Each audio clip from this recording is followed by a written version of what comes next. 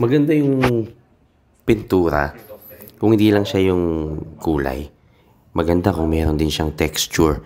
At yan yung nagagawa ng K-Gala ng Sinclair Paints. No? Itong K-Gala, pwede mo siyang i-apply using yung kakaibang klase ng brush or paleta. No?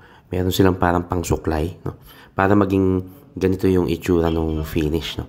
Meron siyang kasamang butil ng buhangin, no? Na may iba-ibang size. No?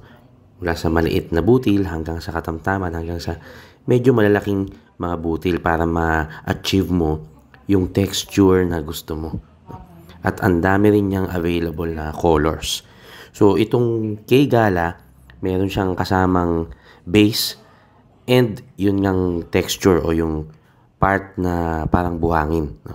At kapag na-mix na siya, pwede mo na siyang gawin kagaya nito. Pwede mo na siyang i-apply sa surface kagaya ng work of art na nakikita nyo dito sa mga samples na ito.